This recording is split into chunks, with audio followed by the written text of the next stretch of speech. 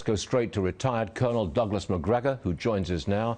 Sir, what's the strategy? Putin attacks a nuclear power plant. What's the strategy behind that? Is it just to intimidate civilians?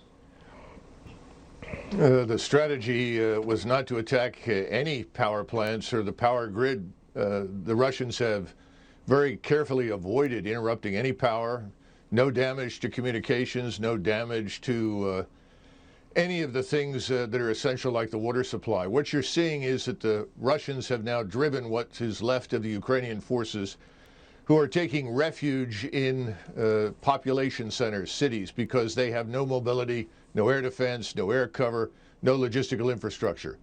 They are now mingling with the population, much as we've seen in the Middle East. Whenever we drove the Islamists out of business, they ran into cities, used people as shields, the civilian population, and tried to avoid being annihilated. And I think that's essentially what's happening today with the population being used by the Ukrainian forces to avoid destruction. Do you think Putin will pull what I would call a Grozny? Grozny was the capital of this breakaway republic. He flattened it when the civilians resisted. Yes. You're going to see this. I mean, is he going to flatten Ukraine? No, absolutely not. In fact, he's worked hard to capture most of it intact. Surprisingly little damage, frankly, Stuart. Much less damage than we inflicted on Iraq when we went into it, either in '91 and again in 2003. Now, I think they're just surrounding the Ukrainian forces, and they are annihilating them. And this is inevitable. And Mr. Zelensky, I think, is postponing the inevitable in the hopes that we are going to rescue him, and we are not coming. President Biden has made that very clear. You think the end is in sight? Well, the end the end of this phase is still a few days away. But the first 5 days, Russian forces, I think, frankly, were too gentle.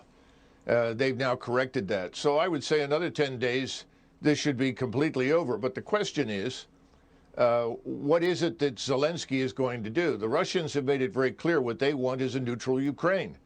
This could have ended days ago if he accepted that. And then they can adjust the borders. But the eastern part of Ukraine is firmly in Russian hands. But again, the Russians are not seizing territory. They're destroying Ukrainian forces. That's their focus. Colonel, it sounds like you don't approve of Zelensky's stand.